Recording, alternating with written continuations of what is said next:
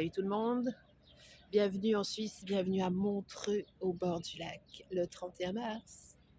J'espère que ça va bien. Ouais. Euh, Déjà, juste pour vous dire une chose, cette vidéo n'est pas que pour les agoraphobes ou les personnes qui souffrent d'agoraphobie. J'expliquerai plus loin pourquoi, j'en ferai une spéciale agoraphobie. Ici, j'ai juste envie de vous parler de ces fameuses fucking croyances limitantes qu'on a tous et toutes, qui nous empêchent, je dis bien nous, qui nous empêchent de faire des choses, de décider, de changer, de recommencer. Ok. Les croyances limitantes, c'est quelque chose, c'est un poison. Autant ça peut être des croyances qui vous portent, bien entendu, c'est positif, mais quand elles sont là pour vous ramener toujours en arrière, case départ, en fait, c'est comme un comportement. En fait, j'entends souvent des gens qui disent oui, c'est plus fort que moi. Ben, c'est ça. En fait, quand on va travailler ça, je l'ai fait pendant, je pense, presque 5 ans non-stop, j'ai envie de te dire. Je décortiquais toutes mes croyances au fur et à mesure, je notais tout ça dans un carnet. Et au fait, oui, j'avais compris le système, mais je ne le vivais pas. Je ne le vivais pas parce que je trouvais que c'était encore bien trop compliqué de changer, une fois de plus. Hein. J'avais cette croyance que changer, c'était dur, ça prenait du temps. Alors, maintenant, ce problème des croyances limitantes, il existe dans beaucoup, beaucoup, beaucoup de domaines, peu importe si tu vas bien ou pas bien. C'est lié souvent avec les finances, le job, la sécurité, la santé. Ok, donc toutes ces croyances, c'est genre, ah oui, non, mais je suis trop vieille, je suis pas assez ci, je suis trop ça, je suis pas dans le bon environnement. Et il y a des choses qui sont, j'ai envie de te dire, il y a des choses qui sont vraies peut-être. Une croyance, je te rappelle que c'est comme une définition de quelque chose, c'est une pensée que tu as validée dans ton cerveau, que lui a validé encore par-dessus, et qui fait que ben, tu as l'impression que c'est vraiment vrai.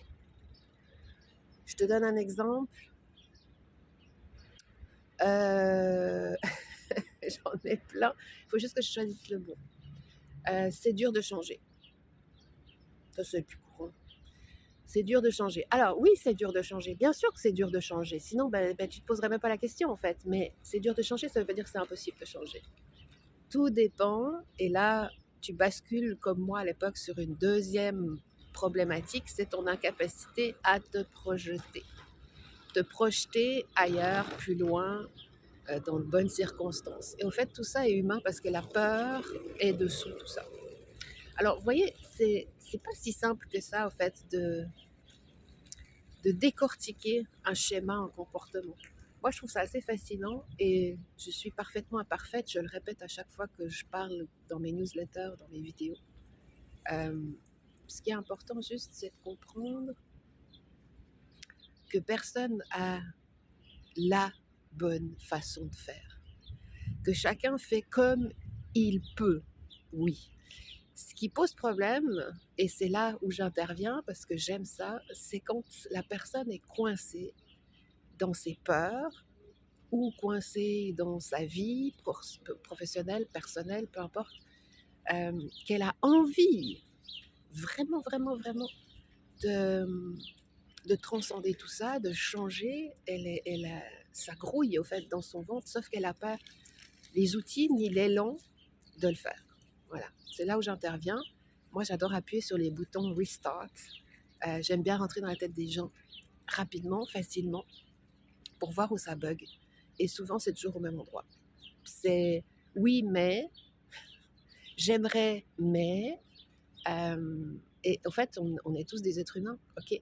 Donc, si tu as vraiment besoin, envie, et que ça commence vraiment à te faire et de rester dans cette situation-là, puis que tu veux aller plus loin.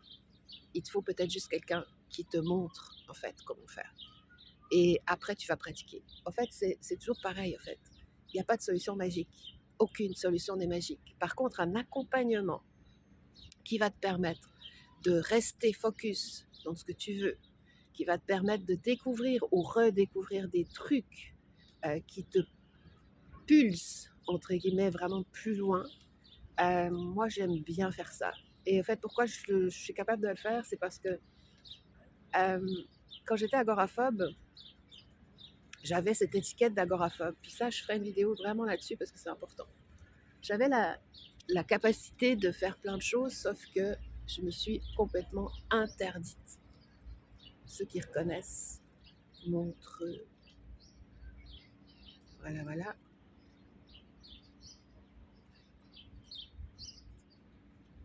J'adore. J'adore les gens qui s'arrêtent pour très discrètement. Bon, qu'est-ce que je veux dire? Quand j'étais agoraphobe, quand j'avais l'étiquette d'une personne agoraphobe, eh bien, je m'empêchais déjà, je m'empêchais de réfléchir plus loin. Voilà, j'étais dans le déni, pas le déni de grossesse, j'étais dans le déni. Et en fait, ce qui se passe, c'est que le comportement, c'est le même, en fait. Ça veut dire que tu aimerais quelque chose, mais d'office, tu as ton espèce de saboteur qui arrive vraiment en fracas et qui te dit, bah non, bah voyons, c'est pas possible, ça marchera pas. Puis de toute façon, tu as déjà essayé, puis ça s'est déjà cassé la gueule. Et puis de toute façon, tu sais que tu n'as pas de caractère. Et puis de toute façon, tu sais que tu n'es pas capable de... Et voilà. Au fait, celui-ci, il arrive en mode Goliath. Et malheureusement, à 95%, eh bien, on arrête. Voilà, on se dit, bah oui, c'est vrai. C'est plus simple, au fait. Ce qui est triste, c'est qu'au bout d'un moment, bah, comme moi à l'époque, je suis tellement convaincue que, en fait, je mérite mieux, puis que je mérite de vivre un truc différent, et que je veux vivre un truc différent, et que pour moi, c'est pas possible de me condamner à 25 ans ou à 20 ans dans une vie d'angoisse, à mener une vie que j'ai pas envie, et puis à faire ce que j'ai pas envie, parce que sous-entendu, je suis pas capable de... C'est un cauchemar, en fait. Et au fait, ces espèces de prises de conscience, elles peuvent arriver quand tu n'es pas agoraphobe, quand tu n'as pas de peur particulière, quand tu n'as pas un problème pathologique de santé mentale, mais elles peuvent arriver dans ta vie parce que tu arrives, par exemple, au milieu de ta vie, à la quarantaine. On parle de crise de quarantaine, mais c'est n'importe quoi. Comme si changer, c'était mal. Moi, j'appelle ça la crise de l'éveil de la quarantaine. Parce que ça veut dire qu'au bout d'un moment, tu dis, waouh, ok, attends, 2 secondes, ça fait X années que je fais ça, que je fonctionne comme ça. Est-ce que je suis bien? Est-ce que je suis heureuse? Est-ce que tout va pour le mieux dans ma vie? Est-ce que j'ai fait ce que j'ai envie de faire? Est-ce que je m'en vais vers ce que j'ai envie de vivre? Et là, souvent, ça fait bug.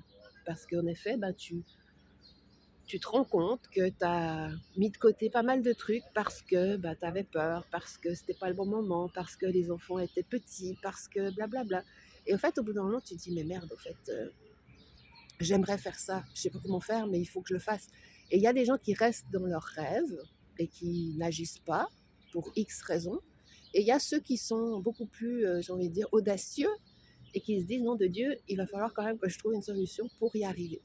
Et là, des fois, c'est à ce moment-là qu'on a ces espèces de croyances limitantes qui font barrage, on peut le dire, hein, ça fait barrage carrément. Ici, on est à 8 minutes 10. Alors j'espère que cette vidéo, à la prochaine, je vais condenser un petit peu. Moi, mon job, c'est quoi? Mon job, c'est grâce à mon parcours personnel, grâce à ce que j'ai vécu vraiment de galère. Je peux vous assurer que j'ai galéré, mais vraiment depuis pas mal de temps. C'est génial parce que ça m'a permis, au fait, aujourd'hui, de voir les choses différemment. Ça veut dire que je suis qui je suis aujourd'hui grâce ou à cause de ce que j'ai vécu. Ça veut dire vraiment de la capture, je pourrais dire thérapeutique un peu quand même, dans ce monde, au fait, de peur, euh, de prison, de santé mentale, de choses qui ne se disent pas, de choses qui ne se voient pas. Et bien, rien que pour tout ça, aujourd'hui, à 49 ans et demi, je suis contente en fait parce que je dois me le rappeler souvent, hein, je vous rassure que c'est chez tout le monde pareil, mais j'ai compris au fait ce qui m'empêchait vraiment de passer à l'action. Et aujourd'hui, grâce à tous ces voyages que j'ai faits, grâce à ce que j'ai vécu en 2010, c'est fou quoi, ça fait 15 ans déjà. Mon premier voyage seul et agoraphobe, je vous ai mis le lien il n'y a pas longtemps. Ben, j'ai compris en fait pas mal de trucs, puis là je m'en suis voulu parce que je me suis dit mais nom de bleu c'est quand même fou. Vous avez vu nom de bleu, ça c'est l'expression suisse. Je m'empêche de faire des choses au fait sous prétexte que je suis pas capable. Ben, c'est sûr que quand tu as de la peine à aller faire tes courses au supermarché, c'est juste impossible de te projeter à l'autre bout du monde seul. On va être honnête, c'est ça.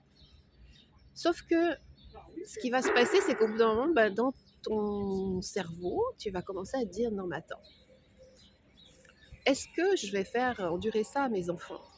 Est-ce que je vais être la maman flippée, angoissée tout le temps?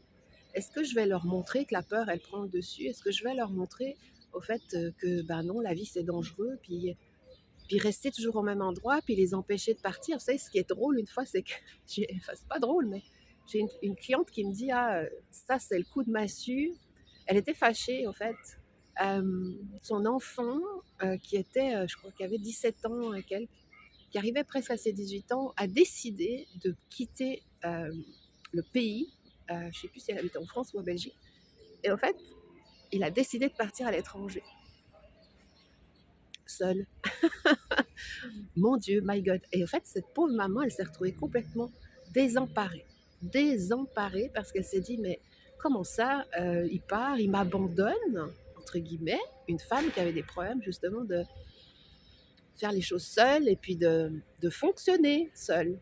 Et alors, je peux comprendre que sur le trajet d'une maman, c'est quand même assez difficile de se séparer de ses enfants. Mais ce qui était assez choquant, c'est qu'elle se rendait compte au fait que c'était parce que elle était incapable dans sa tête de faire des choses, qu'elle s'empêchait de faire des choses, qu'au fait, elle voyait le futur vraiment super moche, quoi. Donc, elle s'est dit, mon Dieu, en plus, mon fils s'en va, c'est pas possible, qu'est-ce que je vais devenir? Et là, elle a commencé encore à agir de manière comme une personne qui avait, je sais pas comment expliquer, qu'on l'empêchait de faire des choses, alors qu'elle était tout à fait capable de faire des choses. Donc, une fois qu'on a travaillé avec elle ses croyances, mais vraiment surtout sur deux particulièrement, on a appliqué un protocole que j'ai créé au fait au fur et à mesure de ces années de coaching, et puis elle s'est rendue compte au fait par elle-même qu'en effet, elle avait des choses à régler, elle. Et puis, elle a passé à l'action parce que c'est pas juste de dire ah oui, bah oui, c'est à cause de ça. Non, non, il faut faire quelque chose pour que ton ancienne croyance, elle devienne différente et puis que tu puisses ancrer la croyance supplémentaire. Et tout ça, ça a duré quelques semaines. Hein. C'est pas non plus, ça n'a pas duré des années. Et au final, elle me disait, c'est quand même fou parce qu'à chaque fois que je vais chez mon psy, j'ai l'impression que je suis complètement folle. À chaque fois que je vais chez mon psy, je ressors, je suis pas bien, j'ai parlé, mais ça m'a juste rien fait de particulier. Souvent, ben, les psys, ils renouvellent les ordonnances parce que ces gens ont des molécules à prendre. Hein? Ok, bon, ça c'est un autre sujet. Et au fait, elle me disait, c'est fou parce que avec cette approche plus de coaching et puis mental, mindset, en fait, j'ai fait différemment. Et c'est cette façon-là, en fait, qui m'a permis aujourd'hui, elle m'a envoyé un message il n'y a pas si longtemps que ça, de me dire, bah voilà, tu sais quoi, j'ai réservé mon billet d'avion, je pars toute seule. Je pars cette fois toute seule. Je ne sais plus si c'est en Espagne. Là, tout de suite, bientôt, et c'est pas loin, hein, c'est vraiment pas loin, mais elle s'est jamais autorisée à faire ça. Et je trouve ça extraordinaire parce que je sais déjà qu'elle va le faire une fois. Et quand elle l'aura fait une fois, elle va se rendre compte de tellement de choses. Puis là, elle va dire, ok, ok, ok, attends 2 secondes, il faut que je fasse ça encore. Puis il faut que je fasse ça. Puis j'ai le droit. Puis je suis capable. Puis c'est pas parce que j'ai X années que je suis pas capable et puis que mon fils est parti que je suis plus capable de... En fait, tu sais, t'as pas besoin d'être dans un état pathologique sévère pour prendre des décisions et puis pour avancer dans ta vie. Alors moi, j'ai cette chance, c'est que j'ai passé par des énormes peurs qui me clouaient au sol carrément, par une incapacité des fois à sortir de chez moi, à aller faire mes courses. Donc je peux t'assurer que le niveau par rapport aux peurs, je pense que je suis assez capable de t'aider.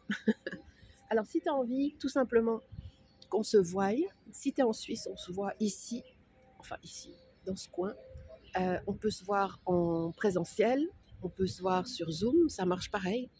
Les résultats, c'est les mêmes. Et bah, je te demanderai juste de remplir le questionnaire que tu vas voir sous la vidéo afin que je puisse voir si je suis capable de t'aider ou pas. Et on va se parler. Et puis ensuite, bah, tu décideras si tu as envie de faire un petit bout de chemin avec moi ou pas. Bon, allez, c'est pas encore l'été. Je vous souhaite une bonne journée. Profitez bien. Regardez-moi ça, c'est beau, hein? C'est pas la mer, mais c'est pas mal. Hein? Prenez soin de vous. À bientôt. Ciao.